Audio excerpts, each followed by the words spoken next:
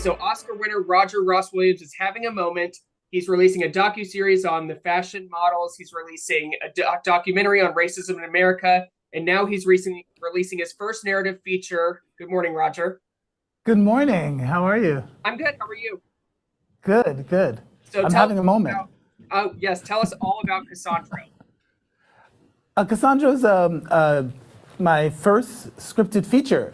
It's about a cross-dressing gay Lucha Libre wrestler who conquers the world of Lucha Libre in Mexico on his own terms in drag as an openly gay man.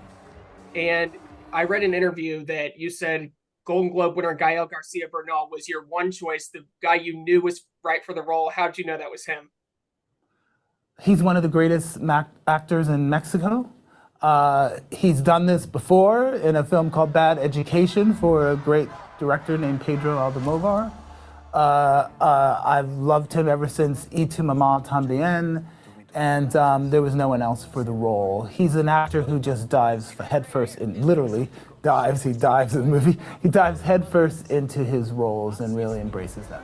Yeah, also in the cast, Raul Castillo and international superstar Bad Bunny. What was it like working with him?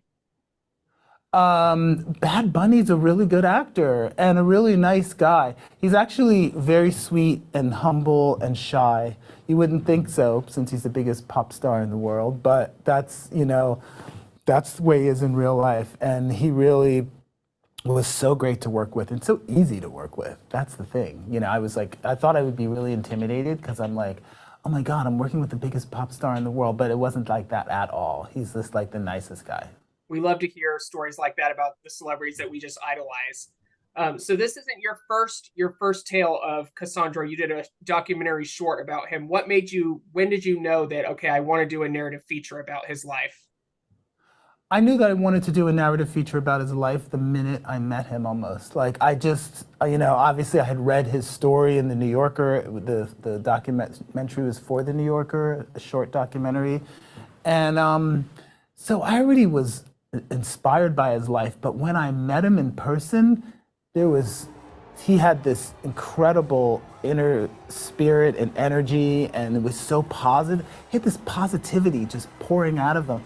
And I just was like, wow, this has to be my first scripted film. And I said to him that first day, I said, you're my first scripted film. And that night I went to a tequila bar with my crew and I said, who could play him? And then I was like, Gael García Bernal is the only one who can play him. They're the same height. Oh, that works out so much better that they're the same height. So I know. WWE is huge here, but Lucha Libre is big in Mexico. What did you learn about Lucha Libre that differs sort of from WWE? Oh, it's totally different. It's, they wear masks. There's a whole different set of rules. It's much more kind of a performance, like a ballet and performative. It's also quite grueling and brutal. It's I don't know much about wrestling. I'm not a wrestling fan. For me, this isn't a wrestling movie at all. This is a really emotional story, actually, about a young man's sort of acceptance of himself for who he is. Who he is as a gay man. It's not a coming out story either. But it's just accepting, not wanting, always looking to other people for love and acceptance, but self-acceptance. And I love that you mentioned that. We see so many LGBTQ plus stories on screen that are coming out stories and these tragic, heartbreaking stories. But his mom was so accepting.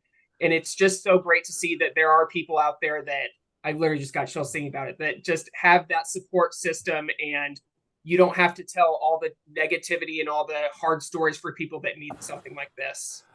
Absolutely. We've seen plenty of that. And for me, I want to tell inspirational stories. I wanted to tell an inspirational story about someone from the LGBTQ plus community. It was just so important to me. I like to inspire people. And also I like to tell the stories of underdogs who overcome great adversity and conquer world. And what Cassandro did is he broke down walls, he broke down the barriers of homophobia, and he did it on his own terms. He really did. I love the film. I can't wait for people to stream it September 22nd on Prime Video. Thanks a lot, Roger. Yes, thank you.